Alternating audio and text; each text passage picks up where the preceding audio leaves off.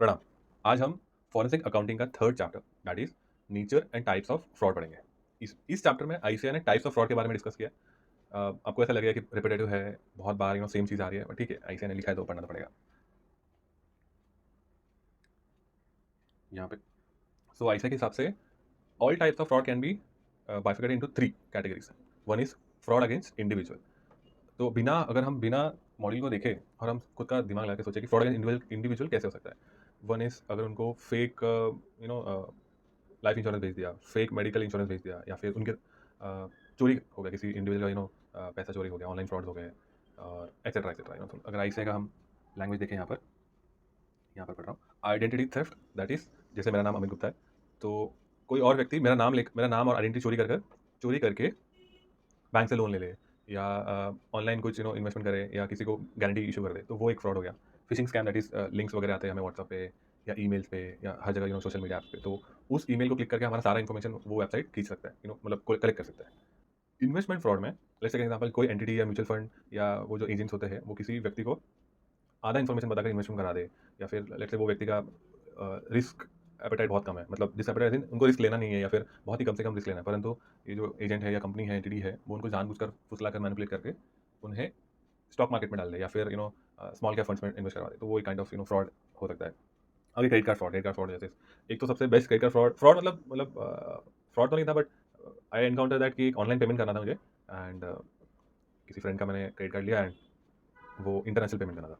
तो credit card तो मैं यूज़ नहीं करा, तो फ्रेंड से मैंने बोरो किया, एंड इन्फॉर्मेशन मैंने डाला, ओटीपी नहीं आई, इन्फॉर्मेशन डाला, सारे कुछ डेटा डाल दिए, एंटर, पेमेंट डन, खत्म। एक ही लाइन ऑफ डिफेंस था ओटीपी, वो भी तो बहुत अजीब है, OTP is not a line of defence, तो कोई भी कैसे भी ले सकता है, परंतु वो भी नहीं था ऑनलाइन पेमेंट में, that too was international payment. ठीक है, मैंने उसको इन्फॉर्म किया कि बॉस ऐसे ऐसे हो सकता है, तो प्रिकॉशनरी मेजर्स में उसने इंटरनेशनल पेमेंट ब्लॉक करके रखा है, ठीक है, ऐसे you should also block in international payments. फिर आगे लॉटरी एंड इनहेरिटेंस स्कैम, ठीक है। आगे ऐसे बोल रहा है, दूसरा टाइप ऑफ फ्रॉड है फ्रॉड अगेंस्ट कॉर्पोरेट। तो यहाँ पे कॉर्पोरेट फ्रॉड नहीं कर रहा है, कॉर्पोरेट के अगेंस्ट फ्रॉड हो रहा है। अगर हम बिना टेक्स्ट बुक को देखें, हम सोचें कि फ्रॉड अगेंस्ट कॉर्पोरेट कैसे हो सकता है, so it can be done by employ. सबसे बेसिक आता है, सबसे basic example is employ fraud कर रहा है कंपनी के प्रति, तो वो कैसे फ्रॉड कर सकते हैं। एक तो थोड़ा बहुत पेटी कैश चोरी कर लिया, रीइंबर्समेंट में थोड़ा बहुत ज़्यादा रीइंबर्स कर लिया पैसे, फिर इन्वेंट्री चोरी कर रहा है, स्टेशनरी चोरी कर रहा है, फिर वेस्ट मटेरियल। अभी आपको लगेगा कि वेस्ट मटेरियल क्यों कोई चोरी करेगा, पर अगर आप स्टील मैन्युफैक्चरिंग हो, या फिर अ, ऐसा कंपनी है जहाँ पे वेस्ट प्रोडक्ट को आप मार्केट में बेच सकते हो, भले नॉमिनल वैल्यू तो क्या, बट इंडिविजुअल के लिए बहुत पैसा होगा ना, तो वो एक फ्रॉड हो गया। फिर एचआर कैसे फ्रॉड कर सकता है कि गोस्ट एम्प्लॉय, जैसे 100 एम्प्लॉय है, बट एचआर बोल रहा नहीं 105 है, तो 5 लोग का सैलरी वो जेब में डाल रहा है। एंड फिर दूसरा टाइप का एग्जाम्पल हो सकता है कि कोई बाहर का व्यक्ति, कोई बाहर का एंटिटी और पर्सन कॉर्पोरेट पे फ्रॉड कर रहा है, जैसे वेंडर है, तो वो फेक बिल इशू कर रहा है या ओवर प्राइस बिल इशू कर रहा है, एक्सेट्रा एक्सेट्रा। ऐसे का हम एग्जाम्पल लेके यहाँ पर एम्बेजलमेंट दैट इज चोरी करना, फॉल्स बिलिंग हमने पढ़ा, पेरोल फ्रॉड ये भी हम मैंने एक्सप्लेन कर दिया, एसेट मिसअप्रोप्रिएशन यहाँ पे पढ़ रहा हूँ, intellectual property theft. Intellectual property theft आगे भी आएगा। यहाँ पर एक बेसिक छोटा एग्जांपल देता हूँ कि कंपनी का जो आईपी राइट्स है, इंटेलेक्चुअल प्रॉपर्टी राइट्स है, वो मैनेजमेंट अपने पर्सनल यूज़ के लिए यूज़ कर रहा है, एज वेल एज मे बी वो लीक करता होगा बाहर कॉम्पिटिटर्स को, तो ऐसे भी होता है। आगे फ्रॉड बाय कॉर्पोरेट्स, यहाँ पे भी अगर हम without looking at text book अगर हम सोचे, तो कॉर्पोरेट कैसे फ्रॉड कर सकता है। सबसे basic level of fraud is manipulation of books of account, कि बैलेंस शीट वगैरह हमने सेल ज़्यादा दिखा दिया, परचेज कम दिखाया, एक्सपेंस को हमने एसेट में डाल दिया, इत्यादि इत्यादि, राइट। आगे हो सकता है करप्शन, कॉर्पोरेट करप्शन भी करते हैं। फिर आगे हम टेक्स्ट बुक में देख लेते हैं, यहाँ पर financial statement fraud, insider trading ये मैंने पिछले चैप्टर्स में भी एक्सप्लेन किया था, यहाँ पे भी मैं एक छोटा सा लाइन देता हूँ। Insider trading means when a person, generally person top management का ही होता है, when a person has a price sensitive information, right, when a person has a price sensitive information which is not publicly available in the market, right. दो चीज़ें, price sensitive information and which is not publicly available in the market, right. And वो व्यक्ति ये information का use करके खुद के लिए प्रॉफिट जनरेट करे। हो सकता है वो खुद ही ट्रेड करे मार्केट में, या किसी फ्रेंड को या किसी रिलेटिव को या एक्सेट्रा एक्सेट्रा अदर मीन्स उनको इन्फॉर्मेशन पास ऑन करके उनसे ट्रेड करवाए। इसको कहते हैं इनसाइडर ट्रेडिंग। आगे ब्राइबरी मैंने बता दिया, tax evasion and price fixing. Tax evasion is जब आप ट्रांजेक्शन इस तरह कर रहे हो ताकि आपको टैक्स पेमेंट करना ही ना पड़े। तो दो चीज़ें, एक tax planning and tax evasion. Tax planning is जो इसको लेजिट तरीका कहते हैं। टैक्स प्लानिंग में जैसे इंडिविजुअल होता है तो एटीसी एटीडी वगैरह सारे प्रॉपर्ली इन्वेस्ट करके वो अपना डिडक्शन क्लेम करता है, एंड फिर भी 40% टैक्स पे कर देता है निर्मला जी को, दैट इज फाइन। वो एक टैक्स प्लानिंग होगा, दैट इज लीगल। वो कॉर्पोरेट भी करती है सारे, that is very legal. But tax evasion में कंपनी जानबूझकर लूप होल्स ढूंढती है और ट्रांजेक्शन इस तरीके से मैनिपुलेट करती है कि एक तो कॉम्प्लेक्स हो जाए, दूसरा टैक्स इंडिया में पेमेंट ना करना हो या कम से कम पेमेंट हो, राइट। इसको कहते हैं टैक्स इवेजन। प्राइस फिक्सिंग में यहाँ पे मुझे एग्जांपल आ रहा है कि रेट पार्टी ट्रांजेक्शन में जो लेट्स से दो कंपनी है, एक कंपनी हायर प्राइस ब्रैकेट में है, दूसरी कंपनी एसिडेड वगैरह में है। तो आपको लगेगा कि इसमें ऐसे फ़र्क क्या है। तो बहुत सारे स्कीम्स हैं इंडिया में बाय द गवर्नमेंट। तो कुछ कुछ कंपनीज को कम टैक्स पेमेंट करना होता है। जनरली इंडिया में कॉर्पोरेट्स को 30% ये है स्लैब है, एंड सेस वगैरह लगा के ऊपर और हो जाता है। बट अगर आप स्टार्टअप हो या फिर आप एसिडेड में हो या फिर आप सिर्फ एक्सपोर्ट करते हो तो उसमें आपको कंसेशन है।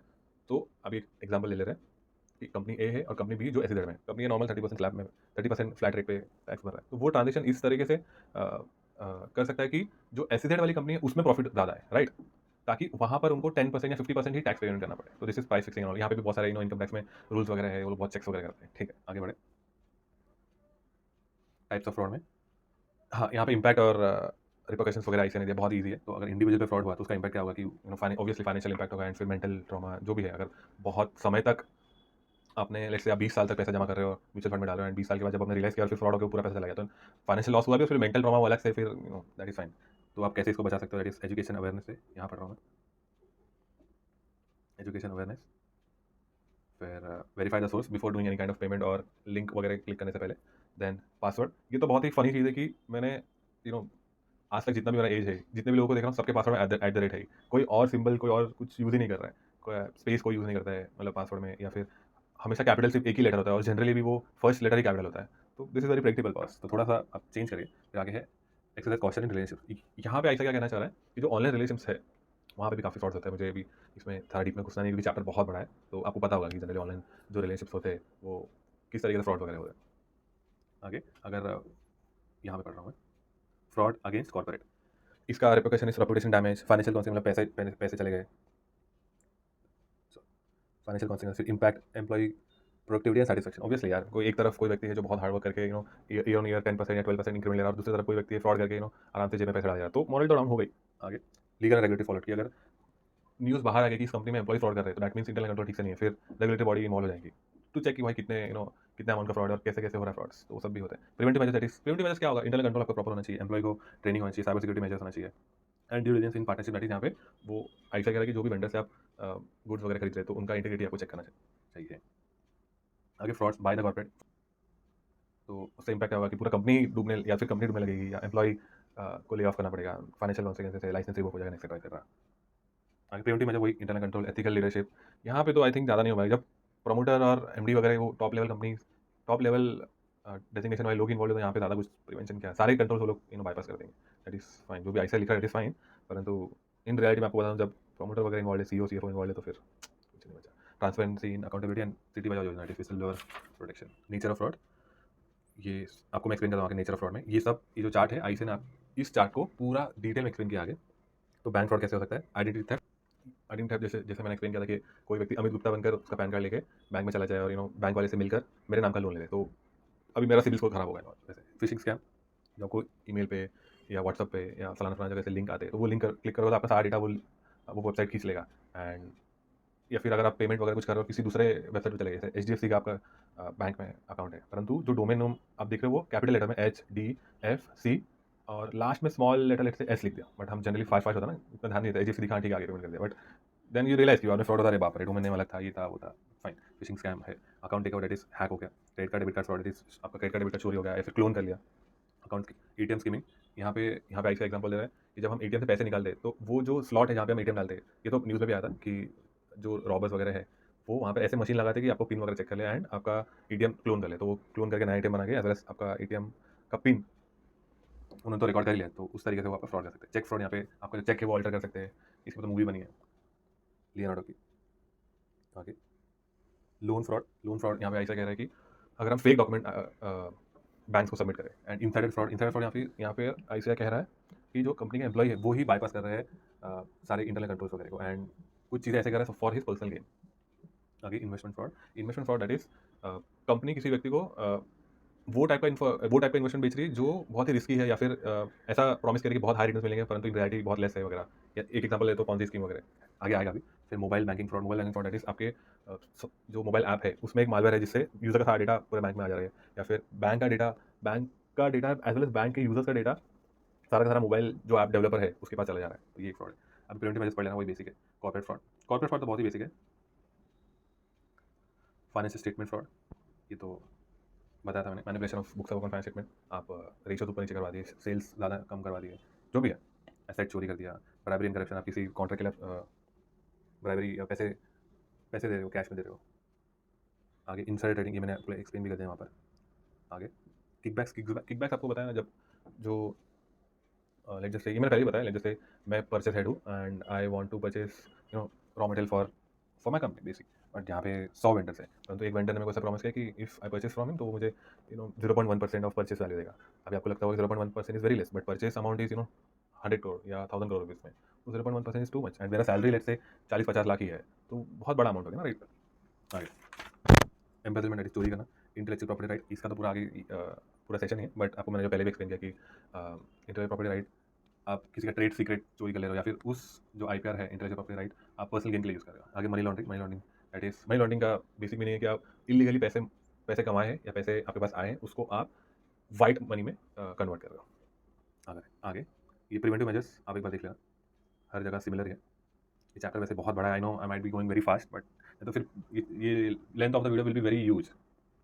आगे इंश्योरेंस फ्रॉड, इंश्योरेंस में किस तरीके से फ्रॉड हो सकता है। False claim, that is claim, जैसे लॉस हुआ आपको 100 रुपये, बट आप क्लेम कर रहे हो भाई 1000 रुपये, तो दैट इज फॉल्स क्लेम। फिर स्टेज एक्सीडेंट, आप जानबूझ के एक्सीडेंट वगैरह करवा रहे हो, जैसे आपको लीव नहीं मिल रही है ऑफिस से, तो आप जानबूझ के एक्सीडेंट करवा रहे हो थिंकिंग दैट कि आपका मेडिकल इंश्योरेंस तो है ही, और इसी बहाने आपको पे लीव भी मिल जाएगा, छुट्टी की छुट्टी, मजाक है। आगे प्रीमियम फ्रॉड में आप फॉल्स इन्फॉर्मेशन कंपनी को दे रहे हो, so that आपका जो मंथली प्रीमियम या एनुअल प्रीमियम है वो कम से कम आए। आगे हेल्थ केयर फ्रॉड, यहाँ ये तो इसके बाद मूवी बनी थी ना, कि अक्षय कुमार की कुछ Gabbar is back something like that, कि health care company as well medical company सब मिलके कैसे कस्टमर को लूटती है। आगे आरसोन, हाँ आरसोन में क्या, ये एक ऐसा टाइप का फ्रॉड है कि जहाँ पर पर्सन और company deliberately let's say warehouse में आग लगा दिया, तो अभी इससे क्या होगा, यू आर थिंकिंग कि वेयर हाउस में क्यों कोई अपना वेयर हाउस क्यों आग लगा, एक तो इंश्योरेंस है, आपको पैसा मिल जाएगा इंश्योरेंस का। सेकंड, आप फॉल्स क्लेम भी कर सकते हो कि इस जो वेयर हाउस में है, ये जो वेयर हाउस है इसमें फिनिश गुड्स था rather देन रॉ मटेरियल, क्योंकि रॉ मटेरियल का लेट्स से वैल्यू कम होगा एंड फिनिश गुड्स का ज़्यादा। तो अगर आप ऐसे क्लेम कर रहे हो कि यहाँ पर फिनिश गुड्स था, ये जो आग लगी है, जो गुड्स जले हैं वो मेरे फिनिश गुड्स है, एंड जो भी एजेंट, इन्वेस्टिगेटिव एजेंट आता है टू चेक कि कितने रुपीज़ का यहाँ पे गुड्स वगैरह था, उसको आपने 50,000, 1 लाख 20, 2 लाख रुपये जो भी दे दिया, एंड क्लेम पास हो जाता है, पैसा ही पैसा। आगे life insurance fraud, that is fake death करना, एंड इसका तो एक बहुत ही फेमस न्यूज़ भी आया था कि there was few people involve, people involve, as agent भी इन्वॉल्व था, पुलिस भी इन्वॉल्व थी, एंड कंपनी का कुछ एम्प्लॉय भी इन्वॉल्व थे, where they used to take life insurance in the name of people who are going to die. जैसे होता ना कि किसी को कैंसर हुआ है या कोई किसी बीमारी से जूझ रहा है, तो उसके नाम पे लाइफ इंश्योरेंस लेकर कंपनी में पास करवा दे, एंड मेडिकल सर्टिफिकेट भी सब फेक वगैरह है, डॉक्टर्स भी इन्वॉल्व है, एंड वो कुछ महीने में, कुछ दिनों में वो उनका डेथ हो जाएगी तो क्लेम पास होगा, एंड सारे क्लेम का अमाउंट सब डिस्ट्रीब्यूट हो रहा है, तो ये एक टाइप ऑफ फ्रॉड है। आगे प्रॉपर्टी इंश्योरेंस फ्रॉड, यहाँ पर हुआ property insurance, that is property का वैल्यू, हाँ जो डैमेज हुआ प्रॉपर्टी का वैल्यू उसको बहुत ज़्यादा दिखाना, या फिर इंश्योरेंस लेने के टाइम प्रॉपर्टी का वैल्यू बहुत कम दिखा, तो प्रीमियम कम है। फिर insurance agent fraud, that is insurance agent है वो आपको गलत टाइप का प्रोडक्ट बेच रहा है। आगे वर्कर्स कंपनसेशन फ्रॉड, यहाँ पर जो कंपनी है, ऐसा का एग्जांपल, जो कंपनी है एंड लेट्स से उनके कंपनी में किसी वर्कर को किसी वर्कर का एक्सीडेंट हो गया, तो कंपनी जानबूझकर ज़्यादा अमाउंट क्लेम करिए, डैमेज हुआ है लेट्स से थोड़े अमाउंट का होगा, या फिर किसी एक व्यक्ति का होगा, तो कंपनी क्लेम करके 2-3 का हुआ है तो ज़्यादा पैसे आएंगे। आइडेंटिटी थेफ्ट, इसको हमने पढ़ा है। आगे securities fraud, this is everyone's favourite, अभी तो सब लोग ही शेयर मार्केट में इन्वेस्ट करना चाहते हैं। इनसाइड ट्रेडिंग एज यूजुअल, जो मैंने पहले बताया। Miss statement of financial, miss representation और फाइनेंशियल स्टेटमेंट, ये भी मैंने बताया, सेल्स वगैरह मैनिपुलेट करना, परचेज मैनिपुलेट करना, एक्सपेंसेस मैनिपुलेट करना, कैश फ्लो मैनिपुलेट करना, इत्यादि इत्यादि। पॉन्जी स्कीम, ये भी मैंने पहले बताया guys, first chapter. I know you might be thinking कि सारी चीज़ें तो पहले बता, तो इस चैप्टर में क्या बता रहा है। ठीक है, पॉन्जी स्कीम इस अगर आप रीड करोगे तो आपको एग्जांपल देता हूँ कि कोई एंटिटी है जो प्रॉमिस कर रहा है कि मैं आपको इंडेक्स फंड से, लेट्स से निफ्टी 50 से 2% एक्स्ट्रा हमेशा दूंगा, हाँ right. Let's say index fund in Nifty 50 12% है, तो मैं आपको हर साल 14% रिटर्न तो दूंगा ही, पर ऐसा तो हो नहीं सकता, सबको पता है। और उनके वादे, उनके क्लेम ऐसे words are so beautiful, so promising that कि लोग कर ही रहे इन्वेस्टमेंट, एंड जिससे 2-3 साल ही is able to deliver 14% return, but कभी ना कभी तो लक साथ नहीं देगा, या फिर कैलकुलेशन में एरर हो गया, ऊपर नीचे हो गया। तो पॉन्जी स्कीम में क्या होता है कि जो न्यू इन्वेस्टर का पैसा है, वो पैसा लेकर आप ओल्ड इन्वेस्टर को 14% दे रहे हो, that is called as Ponzi scheme. Market manipulation, that is यहाँ पे अगर आपने नया उस सीरीज देखी, वेब सीरीज 1992 हर्षद मेहता वाली, वहाँ पे बियर कार्टेल करके एक ग्रुप है जो जानबूझ के मार्केट गिराते हैं, शॉर्ट करते हैं।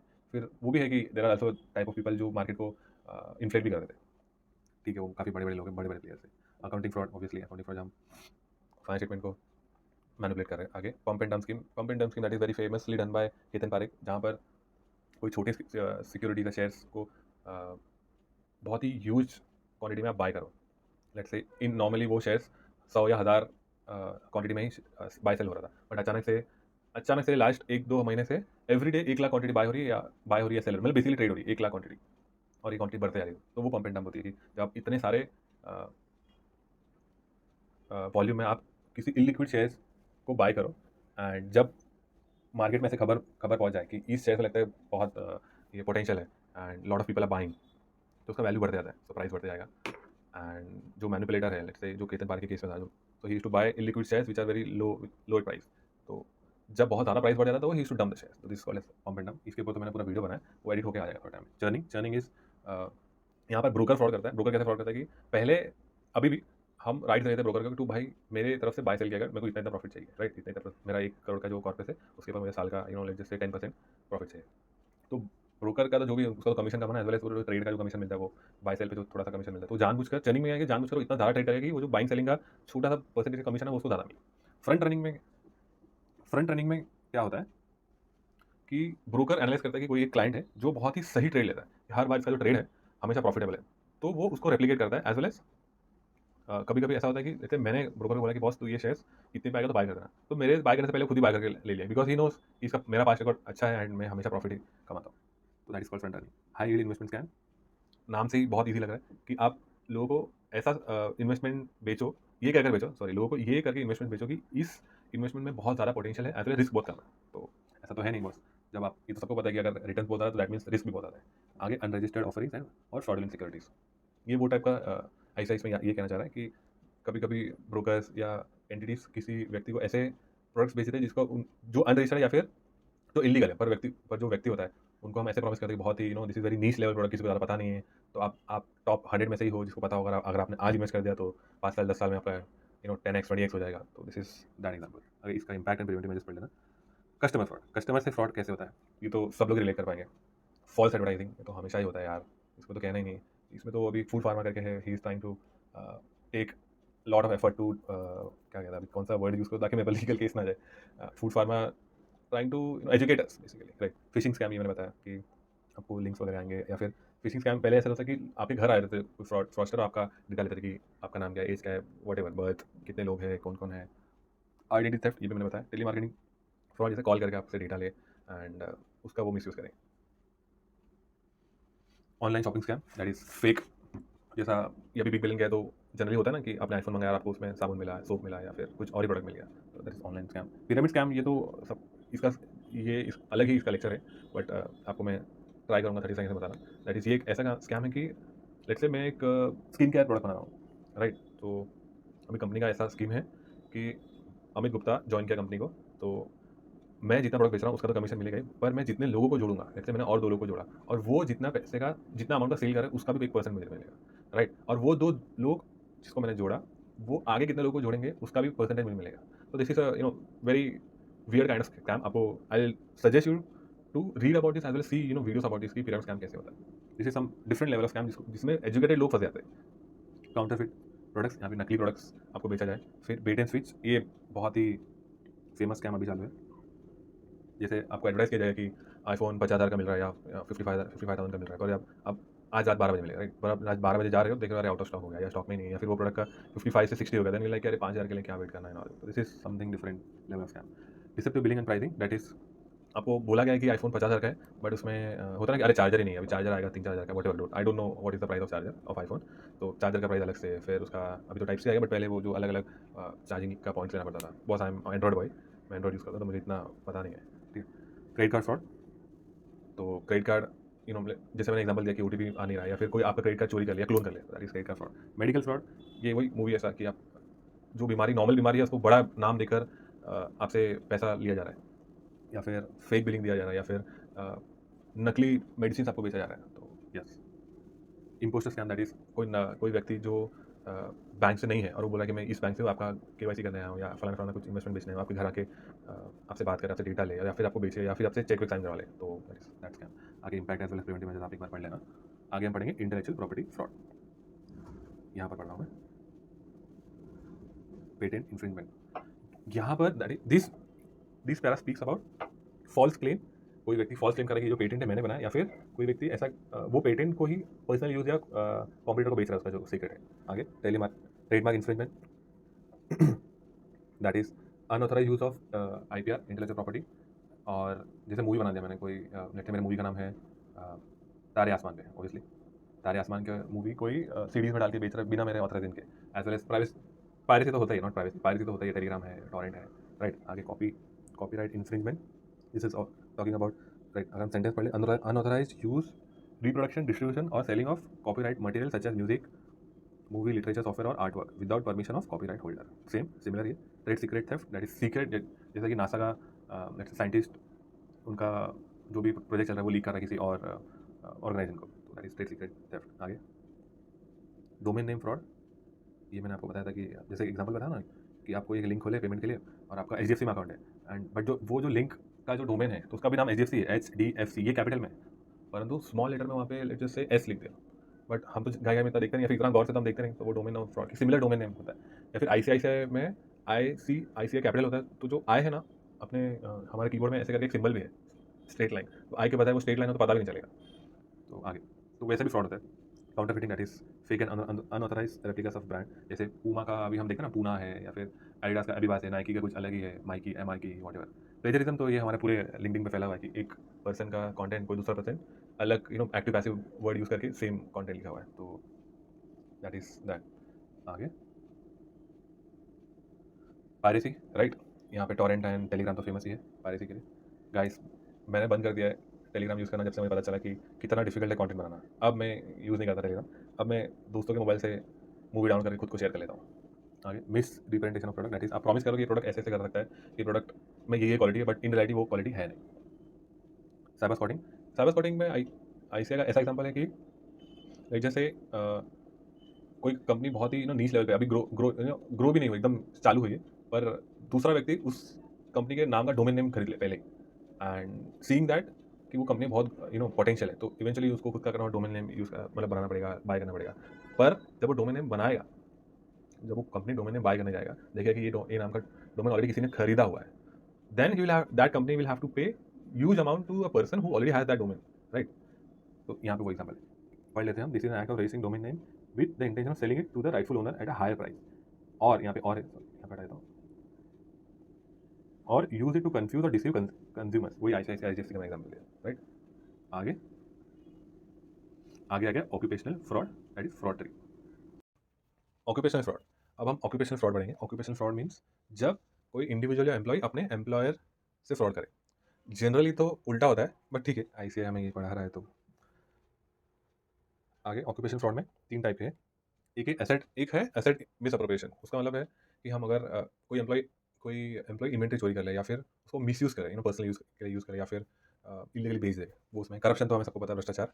आगे financial statement fraud, that means financial statement में मैनिपुलेशन होगा, जैसे कि हमने सेल्स ज़्यादा दिखा दिया, इनकम ज़्यादा दिखा दिया, या फिर एसेट ज़्यादा दिखा दिया, या फिर एक्सपेंस कम दिखा दिया, या एक्सपेंस को कैपिटलाइज कर दिया, राइट। आगे हम डिटेल में पढ़ेंगे।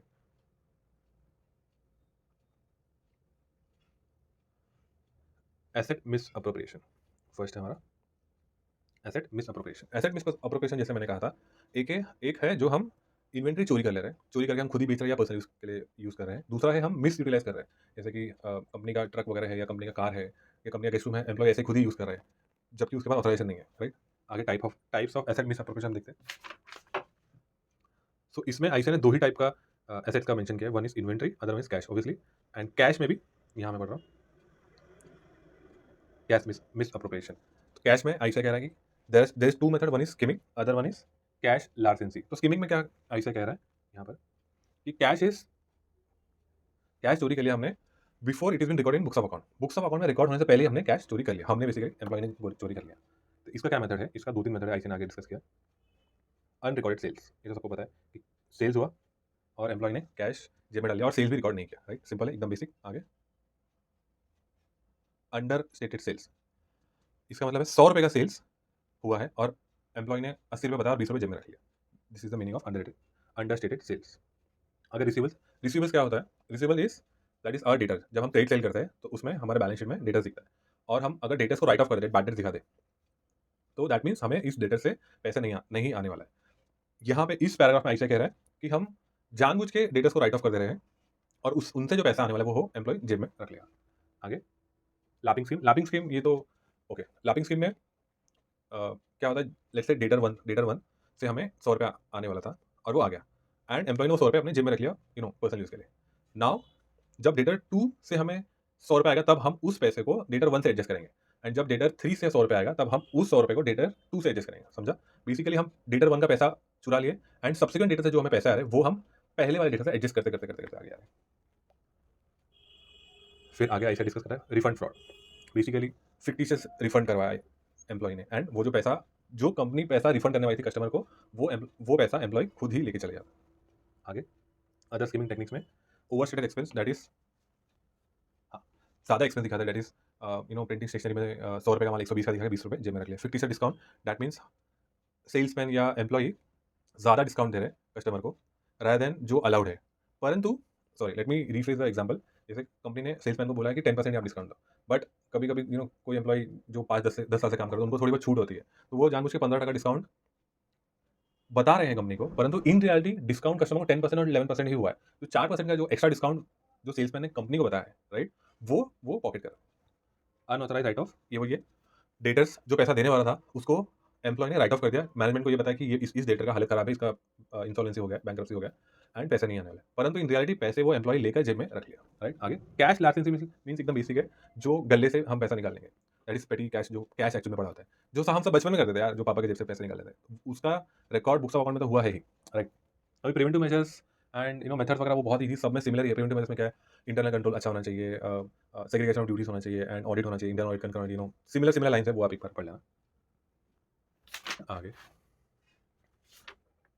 दूसरा कैश के अंदर आगे डिस्कस किया हुआ है क्या है, receipt fraud. Receipt fraud means basically जो कंपनी को पैसे आने वाले थे डेटर से, या कंपनी को पेमेंट करना। रिसिप्ट में यहाँ पे आईसीआई ने दोनों अप्रोच लिया है, या कंपनी को डेटर से पैसा आने वाला था, या फिर जो कंपनी को पे करना था क्रेडिटर्स को, दोनों में मिस अप्रोप्रिएशन या फ्रॉडुलेंट एक्टिविटी कुछ किया है एम्प्लॉय ने, तो उसका आगे डिस्कशन हुआ है। फैब्रिकेशन, जैसे डॉक्यूमेंट को पूरा ही फैब्रिकेट कर दिया या थोड़ा ऑल्टर कर दिया है, उस तरीके से हम एम्प्लॉय फ्रॉड करता है। Miss representation that means books of account में कुछ गलत ही बता दिया है एम्प्लॉय ने, मे बी ज़्यादा क्रेडिटर ज़्यादा एक्सपेंस बता दिया, एंड कैश पूरा जेब में रख लिया, राइट। आगे डिसेप्शन, तो फ्रॉड तो सारे के सारे डिसेप्शन के बेसिस पे ही है। डिसेप्शन का मीनिंग आपको बताइए, ना कि धोखाधड़ी करना। आगे फ्रॉडुलेंट रिसिप्ट में आईसीआई कह रहा है कि there are multiple schemes, one is billing scheme. Billing scheme is very basic, जहां पर कंपनी फ्रॉड कर रही है वाया इशूइंग बिल, राइट।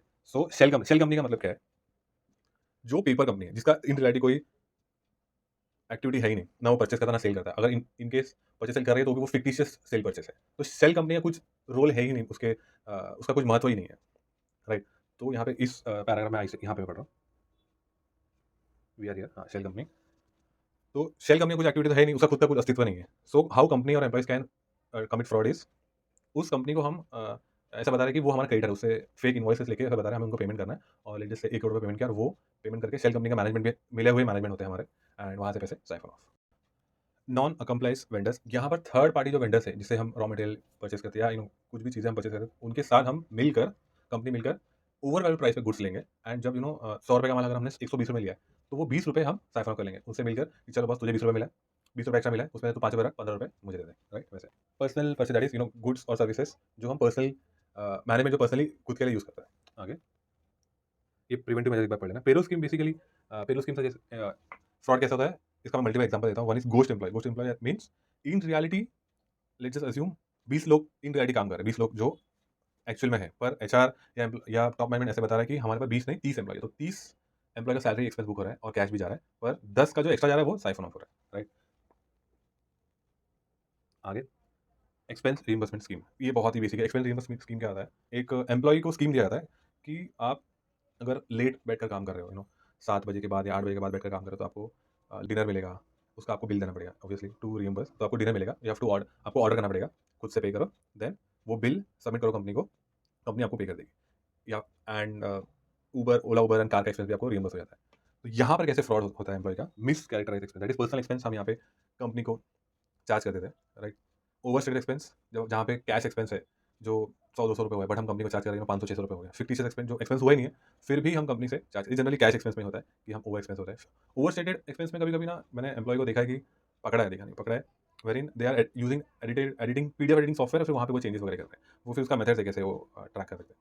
फिर मल्टीपल रिइंबर्समेंट, दैट इज आपने सपोज एक बार लेट रुके और आपने 200 रुपये कुछ मंगाया, इडली वगैरह कुछ मंगाया, रात को खा लिया, राइट। आपने उसको अगले दिन तो क्लेम किया, उसके अगले दिन भी 2-3 बार सेम एक्सपेंस 2-3 बार आपने क्लेम कर लिया, तो उस तरीके का फ्रॉड है, डुप्लीकेशन।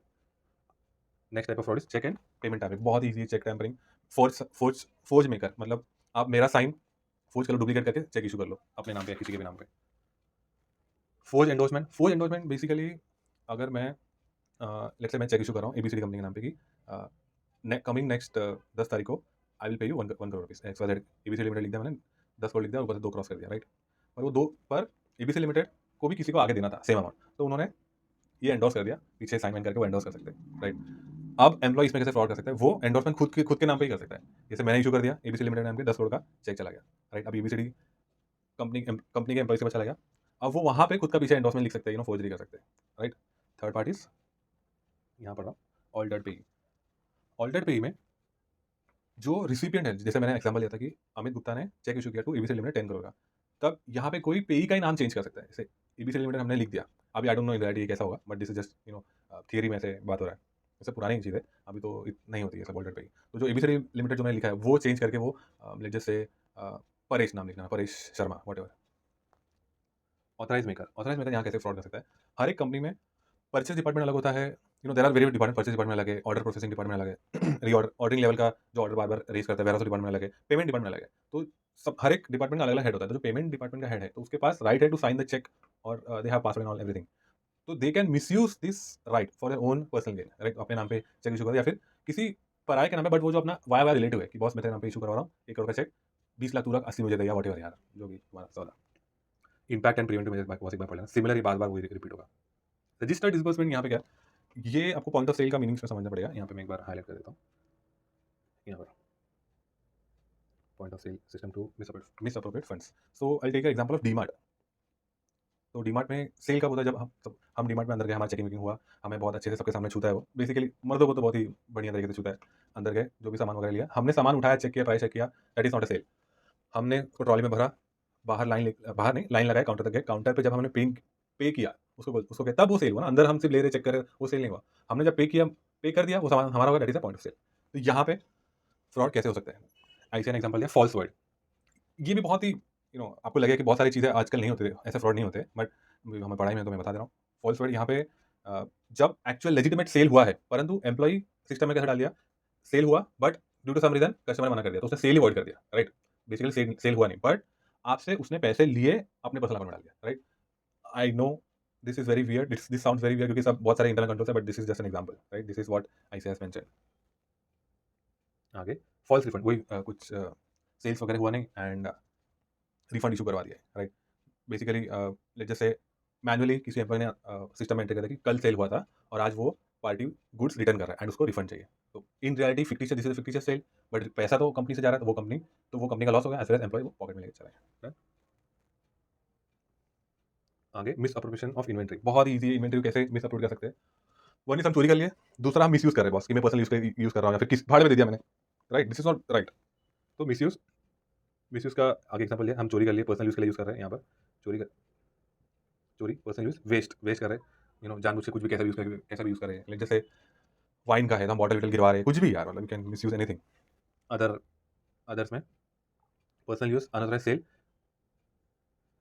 जिसके पास राइट भी नहीं, जो सेल्स पर्सन भी नहीं, जैसे अकाउंट्स का टीम सेल करवा रहा है कंपनी का गुड्स, उसके पास राइट ही नहीं है भाई, कंपनी के पास खुद के सेल्स रिप्रेजेंटेटिव है, वो करेंगे, राइट। उनका अलग से ट्रेनिंग होता है, तो तुम अकाउंट्स वाले बंदे या फिर जो अदर सर्विसेज में सीएस है, तुम्हारा सेल से क्या नाता है। फिर आगे misuse of intellectual property rights, वही है कि हम आईपीआर को मिसयूज कर रहे हैं, किसी को बेच दे रहे हैं, पर्सनल गेन के लिए यूज कर रहे हैं। आगे लार्सेंसी, वही जो मैंने बताया, लार्सेंसी मीन्स थेफ्ट।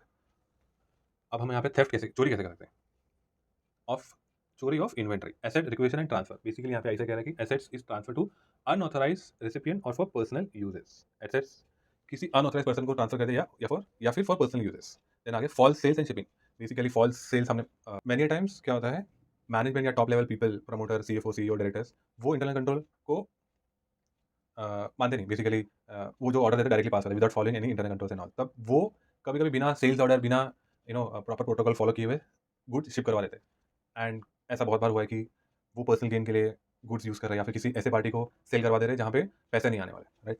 आगे परचेजिंग एंड रिसीविंग, हाँ यहाँ पर ऐसा क्या कहना चाह रहा है कि एम्प्लॉय बाहर वाले वेंडर से मिलकर फ्रॉडुलेंटली परचेस ऑर्डर और इनवॉइस इनवॉइस इशू, राइट। बाहर यहाँ पर एम्प्लॉई बाहर वाले वेंडर से मिलकर वही 100 रुपये का माल 120 में परचेस करवाया कंपनी से एंड 20 रुपये का प्रॉफिट बांट दे। अनकंसील्ड लाइसेंसी मीन्स कि डायरेक्टली ही एम्प्लॉय चोरी कर रहा है without any using their brain कि हम जहाँ पे जो हमने पहले डिस्कस किया कि हम वाया वाया चोरी करें या किसी थर्ड पार्टी वाया चोरी करें, या ऊपर ही मैंने एग्जांपल लिया कि वेंडर से कोल्यूट करके 100 रुपये का माल 120 में ले, 5 रुपये उसको दे, 15 रुपये खुद रख ले, राइट। यहाँ पर ऐसे करके हम एम्प्लॉय डायरेक्टली दिन दहाड़े चोरी कर रहे हैं इन्वेंट्री का। प्रिवेंटिव मेथड्स वगैरह एक बार आप देख लेना। Financial statement fraud, financial statement fraud इसका आपको मैंने थोड़ा बहुत पहले बता दिया था। फाइनेंशियल स्टेटमेंट फ्रॉड में क्या हो सकता है, बेसिकली इन नॉर्मल पार्लेंस जनरल प्रैक्टिस है कि कंपनी को अपना बैलेंस शीट पीएनएल एकदम रोजी रोजी पिक्चर दिखाना है कि हमारा सेल्स इतना है, हमारा एसेट्स इतने हैं, हमारा प्रॉफिट मार्जिन इतना है, लायबिलिटी बहुत कम है, ये वो फलाना एकदम मसल टाइट करके फ्लेक्स कर दो, राइट। यहाँ पे दो टाइप का आईसीए ने मेंशन किया है। Financial statement fraud divided into two parts, network और नेट इनकम ओवर स्टेटमेंट। यहाँ पर नेटवर्क और नेट इनकम ओवर स्टेटमेंट, उसमें है टाइमिंग डिफरेंस। यहाँ पे ओवर स्टेटमेंट करना मतलब ज़्यादा दिखाना है, नेटवर्क को ज़्यादा दिखाना, नेट इनकम को ज़्यादा दिखाना, राइट। तो टाइमिंग डिफरेंस अभी तो इंडिया से इंडिया में तो बहुत सारे प्रोविजन वगैरह आ गए, पर फिर भी बहुत बार अकाउंटिंग का झोल झपाटा हो जाता है। सीएफओ कुछ ना कुछ झोल करते हैं, फाइनेंशियल कंट्रोल झोल करते हैं कि सेल्स हमारा इस साल में ज़्यादा दिख जाए।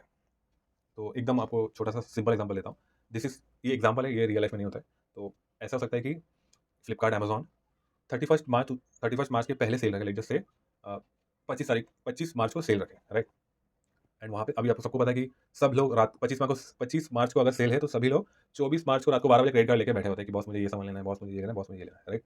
अब सेल हो गया एंड अमेजॉन या फ्लिपकार्ट ने सेल बुक कर दिया, अपने अकाउंट में लिख दिया कि बॉस इतना सेल, अब तो डिलीवरी बाकी है, डिलीवरी क्या 2-3 दिन में हो जाएगा, राइट।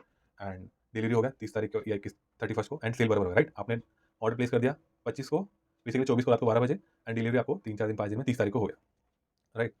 अब उनका सेल्स तो last last at the end of the एकदम मतलब बल्क हो गया क्योंकि ईयर एंड हो गया, राइट। अब क्या है कि अब जो माल रिटर्न हो रहा है नेक्स्ट फाइनेंशियल ईयर में 1 अप्रैल के बाद या 31 मार्च के बाद, अब उसका अकाउंटिंग कैसा हो, राइट। इसमें क्या हुआ कि एंड में बहुत सारा सेल लिख के अभी रिटर्न तो नेक्स्ट ईयर देखेंगे, नेक्स्ट ईयर के बाद नेक्स्ट तब देखेंगे भाई, सेल तो अभी दिख गया हमारा, राइट।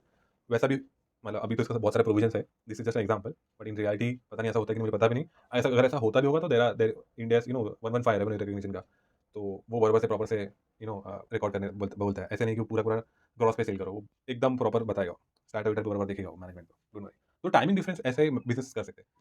दूसरा एग्जांपल मैं दे सकता हूँ कि जहाँ पर कंपनी का अगर रियल एस्टेट बिजनेस में है तो वो ऐसा कर सकता है कि इस ईयर में जो ईयर खत्म हो रहा है उनको मैनेजमेंट को या फिर सीएफओ या सीईओ को ज़्यादा कमीशन चाहिए क्योंकि उनका सैलरी कभी-कभी नेट प्रॉफिट के ऊपर डिपेंड होता है कि नेट प्रॉफिट का 2% 5% व्हाटएवर उनको मिलेगा। एंड लेट्स जस्ट से उनको इस साल के बाद नहीं रुकना, है ना? 31 मार्च के बाद दे आर प्लानिंग टू मई या अप्रैल में दे विल रिजाइन।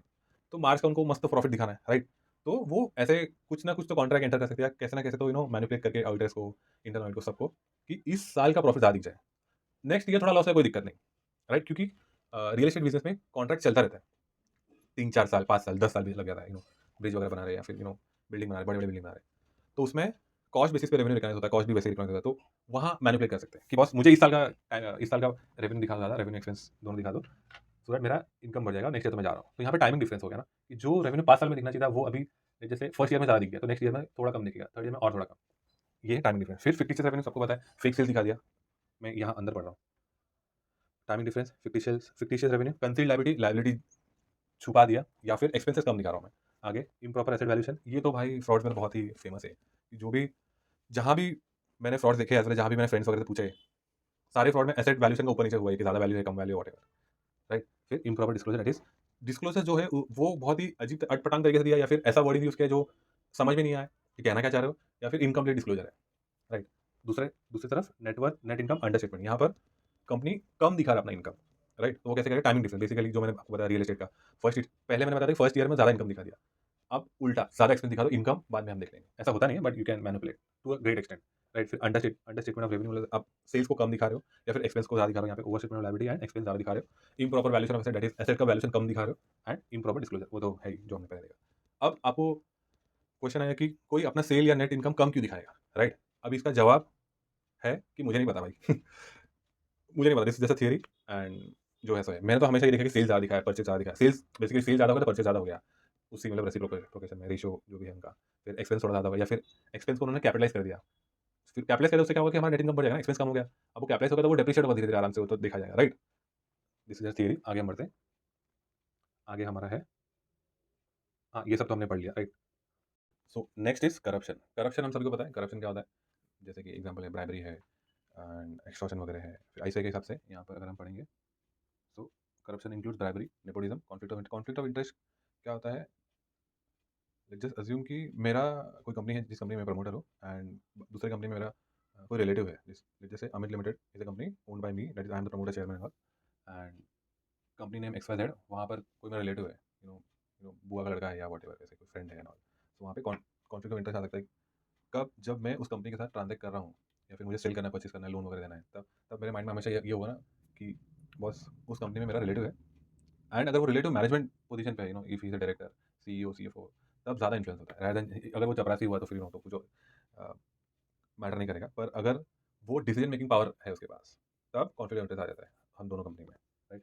इलीगल ग्रेटिट्यूड्स आगे ऐसे एक्सप्लेन किया, मीन्स जब पब्लिक ऑफिशियल्स या फिर कंपनी के मैनेजमेंट पोजीशन वाले लोग एक्सेप्ट करने लग जाते हैं गिफ्ट्स, महंगे गिफ्ट्स वगैरह।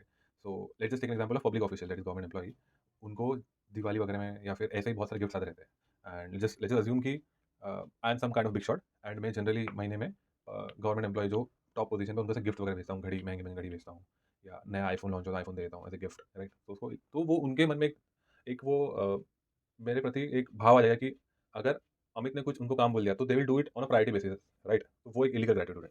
फिर अब्यूज, सॉरी, आगे अब्यूज ऑफ पब्लिक, फाइन। तो करप्शन में वही है, आगे हम टाइप्स ऑफ करप्शन देखेंगे तो उसमें आपको ज़्यादा क्लैरिटी आएगा।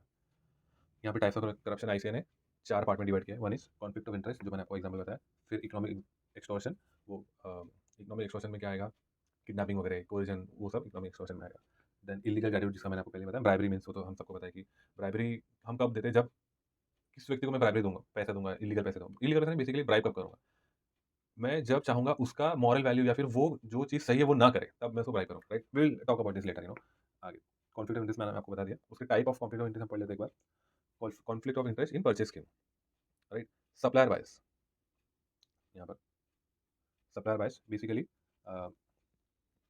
परचेज के केस में जैसे वही कि सामने वाले फूफा का लड़का है उस कंपनी में, तो मैं बार बार उसी कंपनी से ले रहा हूँ, बिकॉज वहाँ पे मेरा जो फूफा का लड़का है वो सीईओ पोजीशन पे है, एंड उसका सैलरी उस कंपनी के नेट प्रॉफिट पर डिपेंडेंट है। तो देयर इज कॉन्फिडेंस, और मैं बार बार उसी से प्रोक्योर कर रहा हूँ। Then kickbacks and bribery. Kickbacks हमने पहले ही एक्सप्लेन कर दिया, मैंने पहले एक्सप्लेन कर दिया। किकबैक्स मीन्स परचेज डिपार्टमेंट जो हेड होता है या फिर मैनेजमेंट लेवल पे जो है, जो जो बंदे हैं, जो लोग हैं, उनको वेंडर से किकबैक मिलता है। बेसिकली क्या होता है, 80 रुपये का प्रोडक्ट हम पोल्यूट करके 100 रुपये में लेते हैं, एंड 20 रुपये एक्स्ट्रा कंपनी को पे करना पड़ता है, राइट। तो 20 रुपये में से अब उसमें एग्रीमेंट है कि 10 वो रखेगा, 10 मैं रखूँगा, डिपेंड्स। फिर वो 15 रखे, मैं 5 रखूँगा, ऐसे। किकबैक्स तो हमने बहुत बार पीछे पढ़ा है। इनफ्लेट प्राइस मीन्स वही, सिमिलरली कि 80 रुपये का माल आप 100 रुपये में दो, बाकी फिर अरेंजमेंट लेके 20 रुपये हम आपस में बाँट लेंगे। आगे रेफरल फीस। रेफरल फीस यहाँ पे ऐसे ये एग्जांपल दे रहे हैं कि जनरली सेल्समैन या कंपनी के जो कमीशन एजेंट वगैरह होते हैं, वही प्रोडक्ट कस्टमर को रिकमेंड करते हैं जिसमें उनको पर्सनली ज़्यादा गेन हो रहा है, कमीशन ज़्यादा मिल रहा है। तो ये तो मुझे विजय सेल्स में भी ऐसे बहुत बार एक्सपीरियंस हुआ है कि सेल्स में जो वहाँ पे एजेंट वगैरह होते हैं, they will be after you कि आप इस प्रोडक्ट को जरूर बाई करें, इसको देखो, तो वो समझ में आ जाता है कि maybe they are getting more commission, वैसे। आगे conflict of interest in sales scheme, right. Similar ये परचेज के जैसा ही फेवरेटिज्म कि मैनेज, लाइक जस्ट अज्यूम कि मैनेजमेंट का 10 साल से किसी सप्लायर हाँ सप्लायर सप्लायर नहीं डेटर से एक रिलेशन है, तो एक बॉन्ड बन जाता है, तो हम बार बार उसी के साथ ट्रांजेक्शन करने लग जाते हैं, इरेस्पेक्टिव द फैक्ट कि वो बिजनेस के लिए वायबल है कि नहीं। हो सकता है कोई नया डेटर हो, कोई नया कस्टमर हो, उससे हमें थोड़ा ज़्यादा पैसे मिले, स्टिल फेवरेटिज्म का वही unethical practice. Manipulation of books of account, bribery वगैरह देकर कॉन्ट्रैक्ट्स वगैरह लेने। अनडिस्क्लोज एग्रीमेंट, यहाँ पर हाँ, यहाँ पर ऐसा कह रहा है कि मैनेजमेंट कोई पर्सन है जिसका एग्रीमेंट हुआ है डेटर से, और वो एग्रीमेंट कंपनी में डिस्क्लोज नहीं है। This is not a legal agreement, वो वर्बल एग्रीमेंट है कि बॉस तो मुझे माल भेज देना, हम फिर देख लेंगे, देख लेंगे, तो समझ आ रहा है, राइट। कि you give me priority, then I will give you something in return which will be in your personal gets, वैसे। Channel stuffing, this I would say this is more towards accounting वाला part, and books manipulation वाला, financial manipulation. यहाँ पे ऐसा कह रहा है कि एंड ऑफ द ईयर में कंपनीज अपने इन्वेंट्री को अपने डिस्ट्रीब्यूटर के पास भेज देती है, सो दैट वो कंपनी अपने बुक्स अकाउंट में ऐसा दिखाए कि सेल ज़्यादा हो गया, परंतु वो सेल नहीं है। इन रियलिटी आप देखोगे तो वो सिर्फ इन्वेंट्री पास हुआ है, बट कंपनी ऐसा लिख देगी boss this is sale, sale to distributor. अभी डिस्ट्रीब्यूटर के पास पड़ा हुआ है, अब वो कब सेल करेगा वो देखा जाएगा, राइट। तो this is example. Impact and prevention आप एक बार रीड कर लेना। आगे इकोनॉमिक एक्सटॉर्शन, मैं आपको बताया इकोनॉमिक एक्सटॉर्शन का एक एग्जांपल है किडनैपिंग या मार वार के पैसे वैसे लेना, वैसे। हम एक बार रीड कर लेते हैं। Economic Economic extortion refers to act of using threat or force to obtain money or other resources from someone, right? Threat या थ्रेट और फोर्सफुली कर रहे हैं या फिर हम डरा धमका कर रहे हैं, इसमें ये भी आ जाएगा जब रैंसमवेयर का जो फ्रॉड होता है ना, फ्रॉड नहीं बेसिकली वो आई डोंट नो आप लोग कितना न्यूज़ पढ़ते हो या नहीं। कभी-कभी पूरा आईटी सिस्टम किसी कंपनी का हैक हो जाता है, लॉक लग जाता है एंड फिर वो जो हैकर है, वो कंपनी को वाया ट्विटर और via any means, any mode communicate करता है कि बॉस मुझे इतना क्रिप्टो करेंसी दे दो, then I will release your all the systems. तो ये भी इसी इसी में पार्ट आएगा। अब्यूज़ ऑफ पावर, तो अब्यूज़ ऑफ पावर में आईसीआई गवर्नमेंट एम्प्लॉयी का ही बात कर रहा है। आई थिंक सो यहाँ पे आईसीआई बहुत ही खुल के बात करना चाहता है गवर्नमेंट एम्प्लॉइज़ के। सो यहाँ पे basically what ICI is trying to say कि जनरली जैसे हम पुलिस से हमें कुछ काम कराना है, वहाँ पे भी हमें थोड़ा-सा पैसे देना पड़ जाता है। उनका खुद का काम करने के लिए हमें पैसे देना पड़ जाता है, या फिर अगर वो अ यू नो अगर वो उनका खुद का काम करने आ जाए, जैसे बीएमसी का काम होता है रोड क्लीन रखना ताकि हॉकर्स वगैरह ना आए, बट वो उनसे हफ्ता वगैरह वो सब भी होता है, तो वो abuse of power economic extortion में आ गया।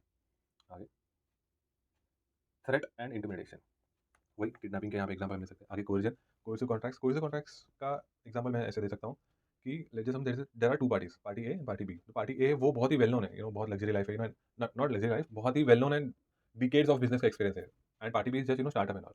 सो कोर्सिव कॉन्ट्रैक्ट में कैसा होगा कि party A will put such condition जो पार्टी बी के लिए हार्मफुल हो, स्टिल वो कॉन्ट्रैक्ट एंटर करेंगे, बिकॉज पार्टी बी के लिए ना इट विल बी कि बॉस मेरा पार्टी ए के साथ कॉन्ट्रैक्ट हो रहा है, मेरे लिए बहुत बड़ी बात है वैसे। इन्फ्लुएंस पेडलिंग, हाँ यहाँ पर इन्फ्लुएंस पेडलिंग में कैसा होता है कि हमने बहुत बार देखा हो कि कोई कार्यकर्ता वगैरह हो, कोई फैमिली में जनरली होता है कि वो कार्यकर्ता उसका नेताओं से बहुत ज़्यादा पहचान है। तो अगर कोई जैसे कि कोई नॉर्मल फैमिली मैन को या कोई बिजनेस मैन को कुछ प्रॉब्लम आया, तो वो उस व्यक्ति को अप्रोच करेगा कि boss take 1 lakh rupees and अपने कनेक्शन से एक बार बात करो एंड मेरा एक काम अटक गया है, वो करवा दो। राइट, तो उसकी बात हो रही है। प्रोटेक्शन, रैकेटिंग, ये जो हमने मूवी देखा शूट आउट वाला, वहाँ पे होता है ना कि 1 करोड़ दो आपको, आपके प्रोटेक्शन के लिए 1 करोड़ हमें दो। राइट, तो this is that. Blackmailing, blackmail तो सबको पता है कि अगर हमें कुछ किसी व्यक्ति के प्रति या किसी कंपनी के प्रति हमें कुछ इन्फॉर्मेशन मिल जाए जिसको लीक करके बहुत डैमेज होएगा, तो वो इन्फॉर्मेशन हम यूज़ करके ब्लैकमेल करके पैसे ले सकते हैं। इम्पैक्ट एंड प्रिवेंशन, वो सब एक बार देख लेना बस। इल्लीगल ग्रैटिट्यूड का मीनिंग आपको बताया था मैंने। आई से यहाँ पे भी पब्लिक ऑफिस पे ही वार कर रहा है और एम्प्लॉइंग पोजीशन। सो आगे characteristics of illegal gratitude, influence on future favour, वही है। इल्लीगल ग्रैटिट्यूड्स में क्या हो रहा है कि government officials, this is just example, government officials को रेगुलर इंटरवल पे या फिर जनरली एक्सपेंसिव गिफ्ट्स वगैरह मिल रहे हैं, and they are also accepting कि महंगे महंगे वॉच हो गए। सैलरी जैसे अज्यूम कि 20-50 हज़ार का ही है, बट उनके हाथ में जो वॉच है वो काफ़ी कॉस्टली है, या फिर 2 साल के उनका सैलरी का उतना वर्थ है, या फिर उनके पास एवरी ईयर का न्यू मॉडल आईफोन आ रहा है, और दिवाली में अच्छे अच्छे गिफ्ट्स आ रहे हैं, which they won't be able to afford in normal parlance वैसे। सो उस केस में वही वही होता है कि उस केस में जो बंदा गिफ्ट ले रहा है, तो उनको ऐसा एक एक भाव आ जाता है कि जिससे गिफ्ट मिल रहा है उनका अगर काम आ जाए मेरे पास, तो मैं प्रायोरिटी पे करूँगा। राइट, वैसे। तो अगर आज गिफ्ट मिला डजंट मीन कि मैं आज ही काम करूँगा। मुझे आज रोलेक्स उन्होंने गिफ्ट दे दिया, किसी बिज़नेसमैन ने आज रोलेक्स दे दिया, राइट, और मैं गवर्नमेंट एम्प्लॉयी हूँ, और वो 1 साल बाद आया तो भी मैं उसका काम एकदम प्रायोरिटी पे करूँगा, बॉस उसका जो रोलेक्स है मेरे हाथ में आज भी है, and there is some kind of, I would not say gratitude, but वो एक इल्लीगल पार्टी है कि बॉस मैं क्यों ले रहा हूँ पैसा, एंड दूसरों का काम छोड़कर मैं उनका काम पहले कर रहा हूँ। राइट, तो ये फ्यूचर पे फेवर में भी काम कर सकता है। ऑब्वियसली फेवरेट ट्रीटमेंट मिलता है, ऑफ कोर्स फेवरेट ट्रीटमेंट मिलता है, पब्लिक ऑफिसर इन्वॉल्वमेंट है, right, lack of transparency, of course guys. Guys ये थोड़ी कि all this transaction does not have, all this transaction take place behind the doors, right, closed doors. आगे impact and prevention, fine, वही बात बोला। Bribery, bribery वही है जो मैंने आपको बताया था। ब्राइबरी हम कब करते हैं, लेट्स जस्ट अमित गुप्ता किसी को ब्राइब कर रहा है, तो मैं अमित गुप्ता किसी व्यक्ति को ब्राइब कर रहा है, क्यों कर रहा है, ताकि वो सही काम ना करे। राइट, सो दैट उससे क्या होगा, मेरा पर्सनल गेन होगा। Right, this is the meaning of bribery. Invoice kickbacks कितने बार मैंने बताया, पहले ही बताया मैंने किकबैक्स का मीनिंग क्या है। Bid rigging is a new concept for you all guys. Bid rigging मैं आपको एक्सप्लेन कर देता हूँ। एक गवर्नमेंट कॉन्ट्रैक्ट से मैं एक्सप्लेन कर देता हूँ कि लेट्स जस्ट गवर्नमेंट को ब्रिज बांधना है कहीं रिवर वगैरह में, राइट, एंड वो जनरली बिड ओपन करती है, एंड बाकी सब जो पार्टीज है, मतलब प्राइवेट पार्टीज है, दे टेंड टू बिड की बॉस मैं इतने बना दूंगा, इतने बना दूंगा, इतने बना दूंगा। अब बिडिंग में क्या होता है कि कोरिलेशन होता है कि सारे जो एक्सटर्नल पार्टी, थर्ड पार्टीज है, जो प्राइवेट प्लेयर्स है, राइट, जो ब्रिज बना के देंगे, वो मिलकर ऐसे आपस में मिलकर ऐसे एग्रीमेंट करेंगे, बॉस ये वाला जो एग्रीमेंट है कंपनी एबीसीडी लिमिटेड के पास जाना चाहिए। तो अब क्या होगा, अब बिडिंग में तो क्या होगा कि गवर्नमेंट का जो क्राइटेरिया है, जनरली थोड़ा कॉस्ट कम देखते हैं and they want some quality. Generally तो ऐसा होना चाहिए, बट क्वालिटी आपको तो पता ही है बिहार का ब्रिज का क्या हो रहा है, फाइन। तो कॉस्ट थोड़ा कम होना चाहिए एंड क्वालिटी भी मेंटेन रहना चाहिए। तो अब कोलिजन यहाँ पे सब मिलकर ये डिसाइड कर रहे हैं आपस में बिहाइंड द क्लोज डोर्स कि बॉस कंपनी एबीसीडी लिमिटेड के पास ही जाना चाहिए, एंड फिर दूसरा कॉन्ट्रैक्ट एक्सवाईजेड लिमिटेड के पास जाएगा, फिर ऐसे मिल के सबके पास अलग अलग कॉन्ट्रैक्ट आएगा, and this is agreed behind the close doors. तो अब क्या होगा, ABCD limited will put his bid according to his cost and profit, right. बाकी सब जो है, बाकी सब जो 5-10 प्लेयर्स वॉटेवर होंगे, वो बहुत ही ज़्यादा प्राइस पे अपना बिड कोट करेंगे। एंड इसका एग्जांपल देता हूँ कि अगर वो एबीसीडी लिमिटेड 100 रुपये में बोल रहा है कि मैं ब्रिज बना दूँगा, 100 रुपये में 3 साल में ब्रिज बना दूँगा, राइट। एक्सवाईजेड बोल रहा है मैं 1000 लूँगा या फिर 500 रुपये लूँगा। फिर या फिर दूसरा है एम लिमिटेड, वो बोल रहा है कि मैं 450 लूँगा, तो government definitely will choose ABCD limited. तो this is called as bid rigging. And you are be thinking कि बॉस इससे तो बाकी लोगों का बिजनेस लॉस होगा। नहीं नहीं नहीं, ऐसा नहीं है। फर्स्ट कॉन्ट्रैक्ट एबीसीडी लिमिटेड हो गया। फिर क्या होगा कि सेकंड अगर बिडिंग चालू हुआ गवर्नमेंट का, तो दे विल मेक श्योर कि एबीसीडी वाले फर्स्ट वाले को ना मिले, सेकंड वाले जो एक्सवाईजेड लिमिटेड है उनको मिले। तो देन एक्सवाईजेड को जाएगा, फिर एम लिमिटेड को जाएगा, फिर एन लिमिटेड को जाएगा, ऐसे पास ऑन होता रहेगा। This is what is bid rating. Next next topic आ गया स्पेशलाइज्ड एरियाज। बेसिकली यहाँ पे ICI talking about 4 types of fraud. And guys I tell you, बार बार बहुत बार same type of fraud repeat हो रही है इंटरनेट मार्केट्स में। I try to be very quick. Let's start. Loans and borrowings. Loans and borrowings में यहाँ पे आईसीआई लोन फ्रॉड की बात कर रहा है। अब लोन एप्लीकेशन में फॉल्स, लोन एप्लीकेशन फ्रॉड में आईसीआई कह रहा है कि generally individual or maybe businessman can give false information or wrong information. This is called as loan application fraud. Loan flipping. Loan flipping means banks क्या यहाँ पे banks का involvement है। banks not banks, basically bank employees are doing fraud with the customer. तो जो customer पे नहीं कर पा रहे, तो पे नहीं कर पा रहे लोन, तो उसको वो रीफाइनेंस बेसिकली रिन्यू कर रहे हैं विद हायर प्रोसेसिंग फीस। तो अभी इससे क्या होगा, हायर प्रोसेसिंग फीस से क्या होता है। अब इसका फंडा समझिए आप। लोन का जो इंटरेस्ट है वो चलता रहता है। अगर 10 साल का लोन है तो धीरे धीरे इंटरेस्ट अक्रू होगा। बैंक्स के जो इनकम है 10 साल तक छोटा छोटा छोटा इंटरेस्ट अमाउंट आएगा। बट प्रोसेसिंग फीस है ना, आज का आज ही सेल्स में दिख जाता है, बेसिकली इनकम में दिख जाता है। तो उससे एक झटके से सेल्स का अमाउंट, नॉट सेल्स, इनकम का, बैंक की इनकम का अमाउंट बढ़ जाता है। उससे उनका प्रॉफिट बढ़ जाएगा, उससे उनका शेयर वैल्यू बढ़ जाएगा। येस बैंक के केस में ये होता है, ज्यादा प्रोसेसिंग फीस वो लोग चार्ज करते थे to give a loan to a very riskier business, right. आगे, misuse of board fund. Third point है, आई होप आप मेरे साथ हो। थर्ड पॉइंट है misuse of board fund. Basically यहाँ पे जो बिजनेसमैन है, जो पर्सन लोन लिया है, वो पैसे का मिसयूज कर रहा है। तो जनरली जो भी व्यक्ति, जो भी बिजनेसमैन लोन लेता है, तो वो बैंक को डिस्क्लोज करता है, boss this loan is for my new project, और this loan is for expansion of my existing business, या व्हाटएवर एक्सपेक्टेड रीजन। बट अगर उसने वो लोन लेकर खुद के लिए पेंट हाउस ले लिया, तो that is a misutilization of the fund. वही यहाँ पे आइडेंटिटी थेफ्ट। बेसिकली मेरे नाम का कोई और व्यक्ति जाके लोन ले लिया, मेरा पैन कार्ड हैक वगैरह करके, बायोमेट्रिक हैक करके उसने लोन ले लिया, राइट। आगे, मॉर्गेज फ्रॉड। मॉर्गेज फ्रॉड में ऐसे 2 टाइप का फ्रॉड डिस्कस करें। Property flipping. प्रॉपर्टी फ्लिपिंग का कंसेप्ट क्या है। बेसिकली अमित गुप्ता ने कोई एक थोड़ा पुराना घर लिया है, उसको मस्त रेनोवेट किया 5-10 लाख रुपए डाल के। और पुराना घर मैंने लिया था लेट्स जस्ट अज्यूम 50 लाख में, एंड मैंने 10 लाख रुपए डाला, तो 60 लाख रुपए हो गया, और अब एकदम चिकना दिख रहा है, राइट। अब ये 50 लाख का जो मैंने घर लिया था, उसको लेने के लिए मैंने होम लोन लिया था किसी बैंक से, राइट। अब जनरली होम लोन का क्या कंसेप्ट है कि boss, home loan Amit Gupta ने लिया टू बाय हाउस। अब ये लोन 10 साल 15 साल चलेगा। Bank is not interested, boss I tell you this, bank का बिजनेस क्या है। बैंक का बिजनेस है कि लोन देना, उससे इंटरेस्ट कमाना, राइट। एकदम बोरिंग बिजनेस है, वही उनका बिजनेस है, वही करना है। दे आर नॉट इंटरेस्टेड तुम्हारा घर बेच के उनको पैसा मिले, या तुम प्रीपे कर दो वगैरह, राइट। ये उनका इंटरेस्ट है ही नहीं। They love people who who do not pay them early, as well as उनको ज़्यादा मेहनत ना करना पड़ेगी, बहुत इसका घर वर बेचना पड़ रहा है, सिक्योरिटी बेचना पड़ रहा है, राइट। तो और उनका सबसे फेवरेट कस्टमर सैलरी पीपल। उनको पता है इसका सैलरी ज़्यादा बढ़ता नहीं है, ये भाई 20-30 साल तक भरता रहेगा पैसे, तो दे लव सैलरी पीपल। बट यहाँ पे फ्रॉड क्या हो रहा है कि अमित गुप्ता ने 50 लाख का घर लिया लोन लेकर, राइट। उस पर 10 लाख का एक्स्ट्रा एक्सपेंस डाल के उसको रिनोवेट वगैरह मस्त पाउडर वगैरह लगाया, उसको मेकअप वेकअप लगाया, आईलाइनर वगैरह लगाया, मस्त चिकना किया। अब मैं उसको 1 करोड़ में बेच दिया, राइट। बैंक से मैंने एनओसी लेके 1 करोड़ में बेच दिया, 40 लाख का प्रॉफिट, और बैंक को मैंने ये प्रीपे कर दिया। तो this is called as property flipping. आगे, straw buyer scheme. Straw buyer scheme का मतलब basically I will give you an example कि अमित गुप्ता का civil score is not good, तो अगर मैं लोन लेने जाऊंगा तो मुझे ज़्यादा इंटरेस्ट रेट पे लोन मिलेगा, राइट। आपको सिविल स्कोर पता है ना कि मेरा पास्ट हिस्ट्री में कितना मैंने लोन लिया था, उसको प्रॉपर्ली पे किया कि नहीं। अगर मैं डिफॉल्ट कर दिया तो मेरा सिविल स्कोर डाउन चला जाएगा। तो मैं क्या कर रहा हूँ कि मेरा एक कोई फ्रेंड है, A limited, not limited, let just say Ram.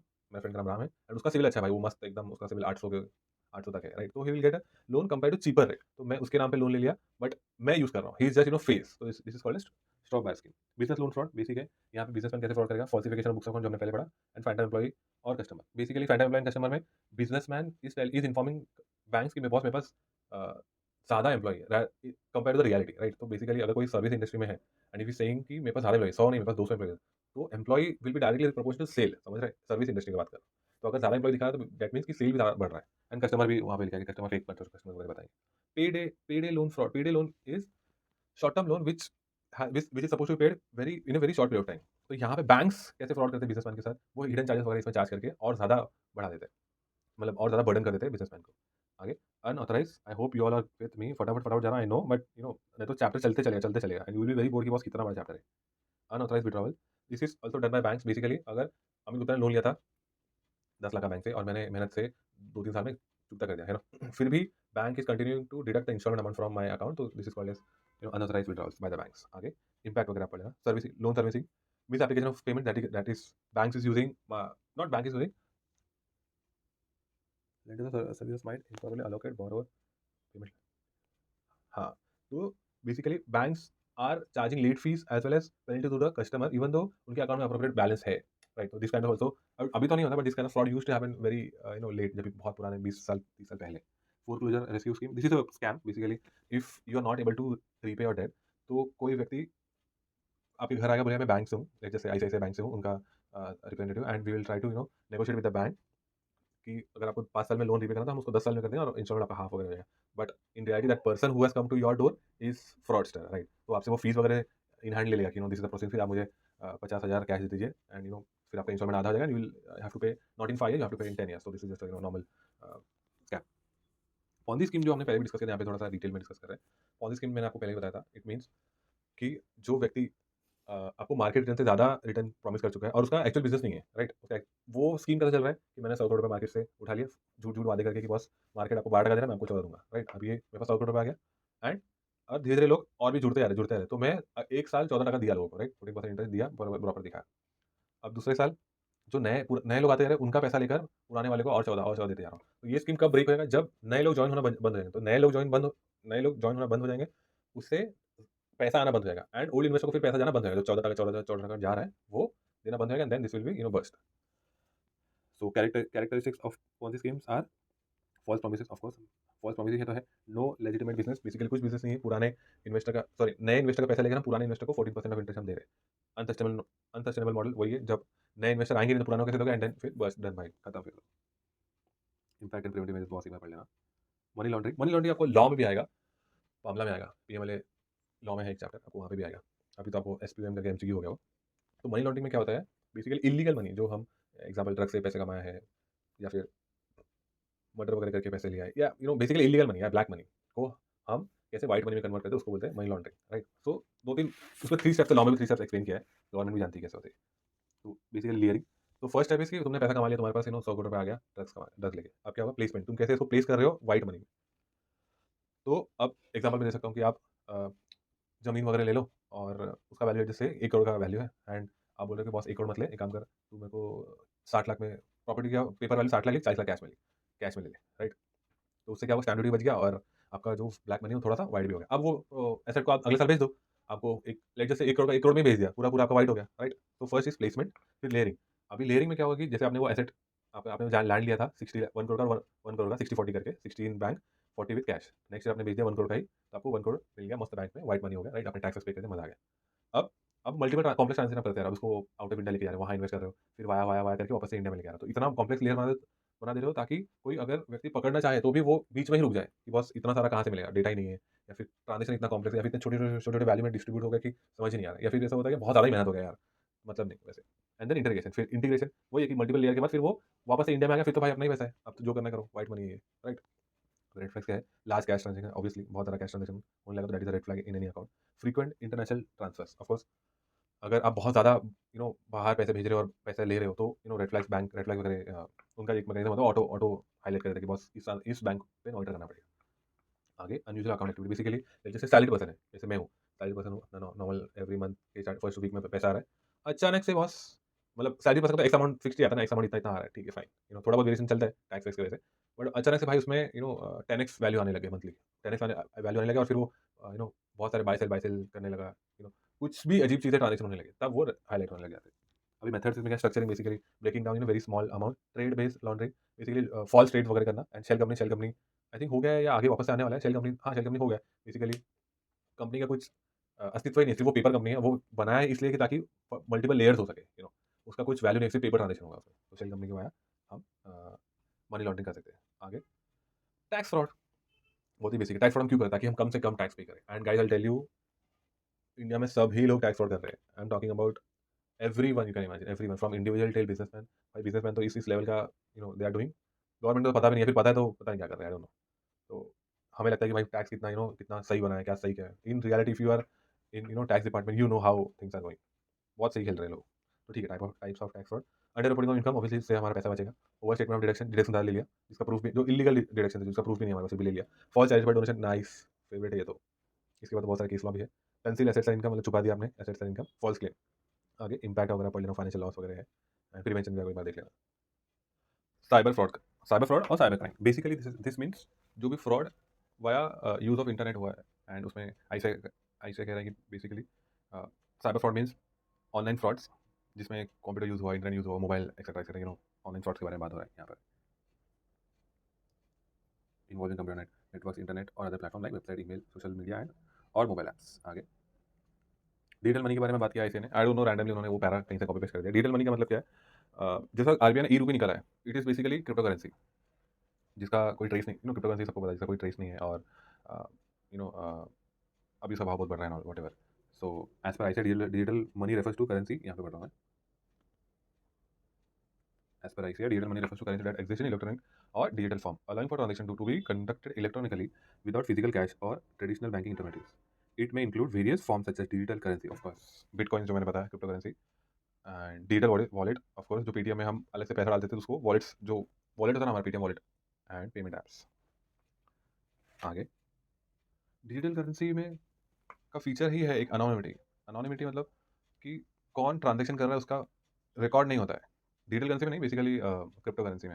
And irreversible transaction, of course, एक बार जो हो गया हो गया, मतलब एक बार जो ट्रांजेक्शन हो गया, you can not undo it, right. And ठीक है, आगे बढ़ते हैं। I don't know, I know कि दिस इज वेरी अजीब तरीके से उन्होंने एक पैरा कॉपी पेस्ट कर दिया, but it should have been more about digital payment and all, और क्या क्या उन्होंने डिस्कस करना चाहिए। कॉपी पेस्ट में भी गलती हो गया, fine. Nature of cyber fraud, nature कैसा, use of technology, of course यार, साइबर फ्रॉड है तो टेक्नोलॉजी तो यूज हो गई। अनोनिमिटी मतलब पता नहीं चलता कि कौन फ्रॉड कर रहा है। ग्लोबल रीच, ऑफ कोर्स, मैं मेरे को अगर नहीं, नॉट मेरे को, बहुत बार there are lot of YouTube channel जहाँ पे वो एक्सपोज करते हैं इंडियन कॉल सेंटर को जो फ्रॉड कर रहे हैं अमेरिकन या यूके वाले लोगों के साथ, तो हम यहाँ बैठे बैठे उनके साथ फ्रॉड कर रहे थे। स्पीड, ऑब्वियसली, इंटरनेट का स्पीड वगैरह, and we can fraud multiple people at a same time. पर अर्लियर कैसे चोरी होता, जो जेब कतरा दिन में 2-3 बार ये वॉलेट मार रहा है, बट अभी हम बैठे बैठे किसी का भी कितने एन नंबर ऑफ पीपल का अकाउंट हैक करके पैसा चुरा कर सकते हैं। Lack of physical evidence, obviously, constantly evolving, right. एक fraud is not necessarily similar to other fraud, सारे फ्रॉड अलग अलग अलग कर रहे हैं जो साइबर क्राइम में है। Difficult in prosecution, of course, वहाँ पे यूएसए में लोगों को पता है, यूट्यूब चैनल में एविडेंस भी है, still they are not able to prosecute, या to some extent they are trying, but नहीं हो पा रहा है यार, टू बी वेरी ऑनेस्ट, नहीं हो पा रहा है। Wide range of target, of course, multiple लोगों को हम एक साथ टारगेट कर सकते हैं। फाइनेंशियल मोटिवेशन, भाई ये तो फिलोसॉफिकल लाइन है कि boss everything happens in this world और in this life is for finance, boss पैसे के लिए तो कर रहे हैं सब कुछ। सोफिस्टिकेशन, ऑफ कोर्स, बहुत सारे advance technology and complex methods use होते हैं सो दैट जो फ्रॉड कर रहा है उस तक कोई पहुंच ना पाए। इम्पैक्ट एक बार पढ़ लेना आप। फिर टाइप आया यहाँ पे, types of cyber, fishing. Fishing तो हमें सबको पता है, ये तो 10th में भी था। फिशिंग क्या होता है? बेसिकली जो ईमेल्स या फिर मैसेज में कोई एक लिंक डालेंगे एंड वहाँ पे you have to click and if you are doing any transaction via that website which is fake, और वो रेप्लिका या फिर है, और आप वहाँ पे valid valid email ID password use कर रहे हो या डेबिट कार्ड क्रेडिट कार्ड का पासवर्ड डाल रहे हो, डिटेल्स डाल रहे हो, तो गया बस, समझ लो गया। मालवेयर, मालवेयर क्या मतलब है? जो फ़ोन में कोई एक ऐप आ गया या फिर कोई बग आ गया जो पूरा खराब कर रहा है, उसको कहते हैं malware. Identity theft, of course, जो आधार कार्ड का जो बीच में न्यूज़ आया था कि वहाँ उसका डेटा लीक हो गया। अब वो डेटा, आधार कार्ड से हमारा सब कुछ लिंक है ना, आधार कार्ड से पैन कार्ड लिंक है, पैन कार्ड से बैंक लिंक है, बैंक में सारे पैसे है, बैंक से हमारे एसआईपी वगैरह है, पैन कार्ड से हमारे इन्वेस्टमेंट भी लिंक है, तो बॉस कोई भी कुछ भी कर सकता है।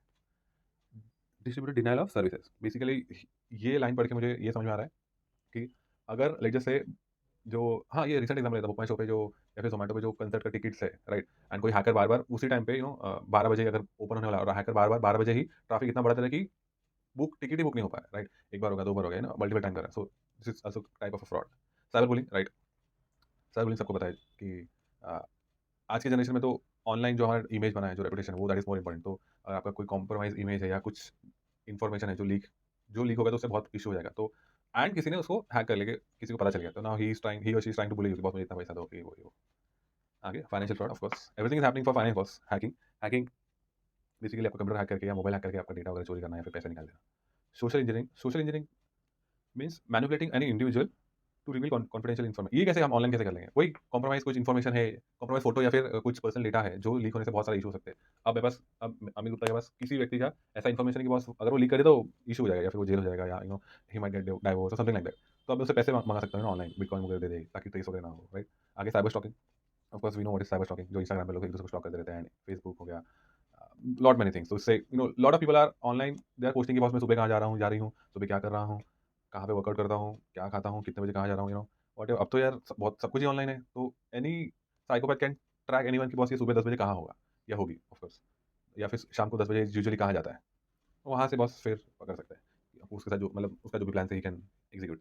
डेटा ब्रीच, ऑफ कोर्स, सारी कंपनी को लगता है कि उनका, लगता है ही सारी कंपनी का जो डेटा है, जो पर्सनल डेटा है, नॉट पर्सनल, जो बिजनेस का डेटा है, वो अगर ब्रीच होगा, वो अगर पब्लिकली लीक होगा, तो फिर बहुत इशूज हो जाएंगे। तो this is also kind of a fraud जो हैकर्स उनके डेटा लेके पब्लिकली रिलीज कर देते हैं। रैंसमवेयर अटैक्स, मैंने इसका एग्जांपल दिया था कि जो हैकर्स वगैरह होते हैं वो पूरे ऑर्गेनाइजेशन का पीसी हैक कर लेते हैं एंड उसको लॉक कर देते हैं and they give a threat कि boss, not a threat, they give they ask basically money कि बॉस मुझे XYZ अमाउंट दे दो and once that amount is been credited to their account, फिर वो अनहैक करते हैं, बेसिकली एक्सेस देते हैं। तो जस्ट इमेजिन कि आपको कोई ऑर्गेनाइजेशन है, 1000 करोड़ का टर्नओवर है, एवरीडे आपका सब चल रहा है and one fine day you are getting call from your CFO CEO की बस सुबह से पीसी कोई एक्सेस नहीं कर पा रहा, क्यों? कोई हैकर ने हैक कर लिया and nobody is able to access the company's data and he is asking और they are asking some amount and you have tried every way possible. बस गवर्नमेंट ने भी ट्राई कर लिया, एवरीवन हैज ट्राइड कि कैसे तो इसको ब्रीच कर पाए, हैकिंग को नहीं हो पा रहा है, देन यू हैव टू पे, और ये हुआ भी है। सोशल इंजीनियरिंग वही जो ऊपर डिस्कस किया हमने। प्रिवेंटिव मेथड्स वही पढ़ लेना एक बार, पासवर्ड वगैरह, सॉफ्टवेयर वगैरह सब डालने बोले, फाइन। फ्रॉड मैकेनिज्म, यहाँ पे ऐसे वापस से 3 टाइप ऑफ फ्रॉड के बारे में बात कर रहा है, वो जो रिपीटेड ऑलरेडी हो चुके हैं। So it is talking about fraud committed via red party और शेल कंपनी, जो मैंने एक्सप्लेन किया था पहले। फिर और एक सिर्फ एक नया पार्ट ऐड किया है, ऑफशोर एंटिटीज। ऑफशोर एंटिटीज क्या है? जो companies out of India incorporate हुई है, राइट, तो उसको ऑफशोर एंटिटीज कहते हैं। एंड यहाँ पे ऐसे बार बार उसी मैकेनिज्म के बारे में बात हो रहा है। मैं आपको एक बार फटाफट क्विकली बता देता हूँ आगे क्या आने वाला है। So subsidiary, fraud done via subsidiary और शेल कंपनी। शेल कंपनी का मैंने आपको मीनिंग, सब्सिडरी तो पता ही है कि जिस कंपनी में हमारा 51% से ज़्यादा शेयर है, तो subsidiary company. And shell company means it is just a company which doesn't have any activity. वो सिर्फ ऐसे ही पेपर कंपनी बना के रखा है, उसमें कुछ खुद का खुद का ट्रेडिंग नहीं, खुद का इनकम नहीं है, कुछ नहीं है। वो कंपनी बनाया है इसलिए ताकि फ्रॉड हो सके, है ना, मल्टीपल लेयर्स, ताकि मल्टीपल लेयर्स हो सके एंड ट्रांजेक्शन इतना सारा कॉम्प्लेक्स हो सके, राइट। जो मैंने पहले भी एक्सप्लेन किया, रेट वाली ट्रांजेक्शन आपको मैंने पहले भी एक्सप्लेन किया, आगे भी ऐसे वापस से 2-3 बार एक्सप्लेन करेगा। And offshore entities, offshore entities मतलब वही है कि जो कंपनी बाहर इनकॉर्पोरेट हुई है। एंड फ्रॉड ऑफशोर एंटिटी से कैसे होता है? जैसे अडानी के केस में हाइडेनबर्ग की रिपोर्ट में ऐसा एलिज था, right, I am using the word alleged, मेरा चैनल ही बंद होना चाहिए कि सेबी का जो रूल है 75% वाला कि promoter should not hold more than 75% stake, but Hindenburg की रिपोर्ट में ऐसा कहा गया है, ऐसा बताया गया, इट इज बीन एलिज कि Adani Adani group is is having more than 70% stake via multiple offshore entities. मतलब मेरा जैसे अडानी कंपनी का इन्वेस्टमेंट किसी दूसरे कंपनी में जो आउट ऑफ इंडिया, फिर वहाँ से 3-4 लेयर आगे है मल्टीपल कंपनीज में, जैसे दुबई में इन्वेस्टमेंट, फिर दुबई से पैसा ट्रांसफर हुआ है यूएसए में, यूएसए से पैनामा में, पैनामा से कहीं और फिर पैसा फिर ट्रेस नहीं कर पाऊंगा, फिर वहाँ से वापस से इन्वेस्ट हुआ है किसी और कंपनी से अडानी के स्टॉक्स में, right. In the end Adani के जो ग्रुप ऑफ कंपनीज है वो ही कंट्रोल कर रहा है, ऐसा हो जाएगा। This is as per the report I have read, I am not saying anything extra, right.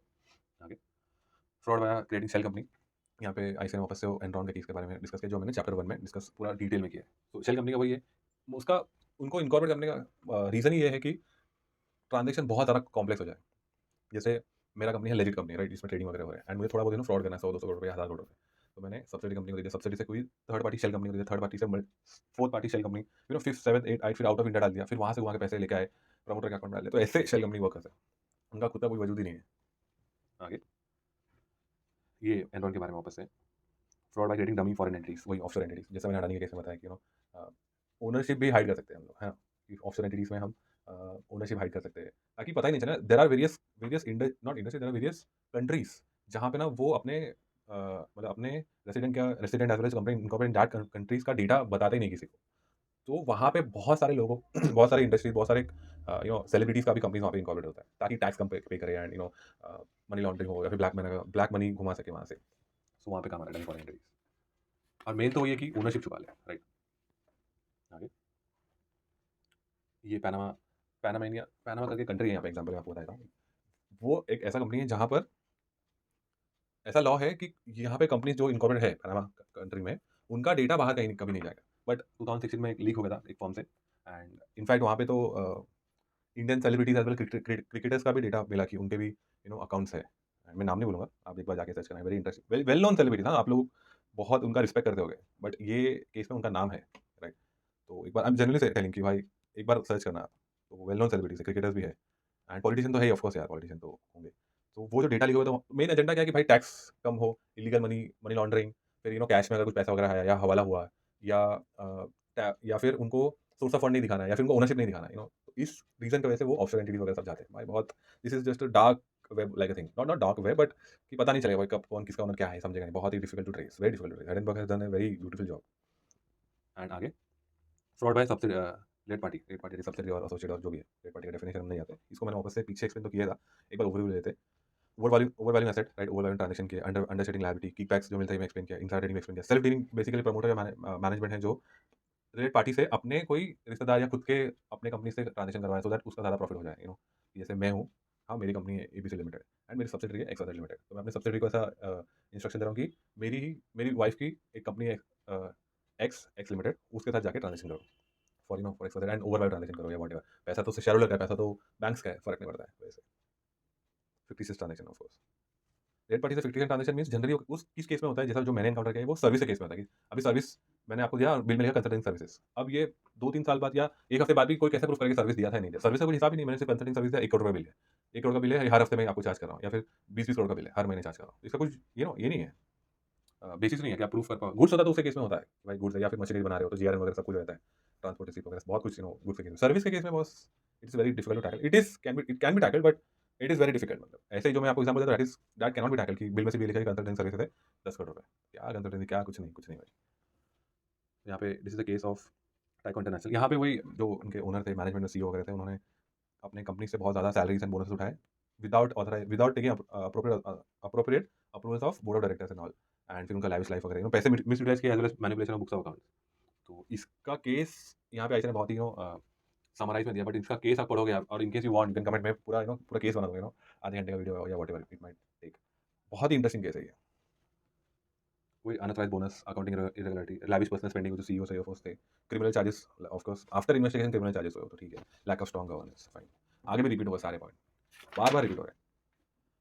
Fraud mechanism under certain element by way of shell company, जो हमने पहले डिस्कस कर लिया। उसमें क्या करते हैं कोई भी कंपनी है या मैनेजमेंट है, वो क्या करते हैं शेल कंपनी के साथ? मनी लॉन्ड्रिंग करते हैं, टैक्स इवेजन करते हैं। यहाँ पढ़ रहा हूँ मैं, money laundering, tax evasion, fraudulent transaction, concealing of beneficial ownership. वही है शेल कंपनी से पैसा 7-8 लेयर या 10-15 लेयर सेबी का रिपोर्ट पढ़ो, इतना मस्त वो वेब बना के कनेक्ट करते हैं ना डॉट्स, तो आपको समझेगा भी नहीं कि कैसे कर रहे हो। सेबी के रिपोर्ट्स के लास्ट पेजेस में एक बार जाके देखो कि शेल कंपनीज कैसे उन्होंने टैकल किए, कैसे वो कॉर्पोरेट वेल उठा के सब देख रहे हैं सब कुछ, राइट। तो concealing beneficial ownership, fraudulent investment scheme, right. आगे फॉरेन एंटिटीज, वापस से वही क्रॉस बॉर्डर मनी लॉन्ड्रिंग, यहाँ पे पढ़ रहा हूँ। फॉरेन ब्राइबरी, करप्शन, ये जो वापस से केस हुआ है अडानी के ऊपर कि they have given 2000 crore rupees of bribe. Boss किसको दिया इतना बड़ा अमाउंट इंडियन गवर्नमेंट ऑफिशियल को? पता नहीं भाई, बट ये है मतलब people tend to do it for big contracts and favours and all. And आगे trade based money laundering, tax evasion, transfer pricing, foreign investment scams, वापस से वही हाइडन वर्क का जो जिसमें है कि via very complex network of structuring, they have it is been alleged that they have invested in their own shares, फिर intellectual property rights theft. आगे by way of executing rate party transaction with fraudulent intent. I know guys this is being very much repeated, but क्या कर सकते हैं यार। Fraud transfer to owned entities, मतलब actually में हुआ नहीं बट पैसे ट्रांसफर वगैरह हो रहे हैं, बिल्स बन रहे हैं, फिक्टिशियस इन्वेस्टमेंट और over billing, abuse of rate party transaction, round tripping क्या होता है कि राउंड ट्रिपिंग क्या होता है कि जैसे मैंने अपने सब्सिडी कंपनी को सेल कर दिया, राइट, तो मैंने सेल दिखा दिया, अभी सब्सिडी कंपनी दूसरे का सेम अमाउंट ऑफ मनी या फिर थोड़ा बहुत ब्रेक करके उसको अपने एसोसिएट को दूसरे कंपनी को शेयर करे, दूसरे कंपनी को सेल करे या कंसल्टिंग सर्विस दे, ऐसे करते करते सारा वो पैसा घूम फिर के 5-7-8 लेयर के बाद मेरे पास ही आ गया। इससे क्या हुआ? इससे कुछ हुआ नहीं, सिर्फ अकाउंट में मेरे अकाउंट में सेल दिख गया, सब्सिडी के अकाउंट में सेल दिख गया, किसी और के अकाउंट में सेल दिख रहा है, लोन दिख रहा है, बैटरी दिख रहा है, वॉटेवर लोन दिख रहा है, एसेट खड़ा हो रहा है, इससे कुछ हो नहीं रहा है, पैसा पूरा घूम के आके मेरे अकाउंट में आ गया। 100 करोड़ में पास ऑन किए थे, आ गया मेरे पास 99.05 करोड़, वॉटेवर बाकी थोड़ा बहुत चार्जेस करके घूम के 1-2 महीने पैसा मेरे पास ही आ गया। बट इससे क्या हुआ? मेरा सेल दिख गया भाई, 100 करोड़ का सेल दिख गया, right. This is what is service transaction. मतलब there are multiple way, this is just one example. फिर कॉम्प्लेक्स फाइनेंशियल स्ट्रक्चर, तो ये तो गेम है। फ्रॉड, जो प्रॉपर्ली फ्रॉड कराना भाई वो इतना कॉम्प्लेक्स कर देता ना, ट्रेस करना इज डिफिकल्ट। कि जैसा वही सिंपल एग्जांपल मैंने दिया था, मैंने सेल किया सब्सिडी को, सब्सिडी ने किसी और कंपनी को परचेज वगैरह के पैसा दिए, फिर वो पैसा बाहर चला गया दुबई बेस्ड कंपनी, दुबई से सिंगापुर वाले बेस्ड कंपनी चला गया, वहाँ से सब चल रहा है, फिर हेज फंड वगैरह आ गए। समझेगा ही नहीं, ट्रेस ही नहीं कर पाओगे until you really have very good amount of data hold and network, तब तक नहीं समझेगा। It is very complex and I am recommending you to read. नहीं टाइम तो ठीक है fine, just go to the SEBI's report, जो वो ऑर्डर पास करते हैं उसके लास्ट पेज पे वो ऐसा वेब बनाते हैं कैसे दे आर कनेक्टेड, इतना कॉम्प्लेक्स वेब बनाते हैं ना, वो देखने में समझ में नहीं आता, ऐसा पता नहीं वो डॉट्स कैसे कनेक्ट कर रहे हैं। This is very good, I really want to work with them, but let's see, hope so. ये डन, चैप्टर इज कंप्लीटेड।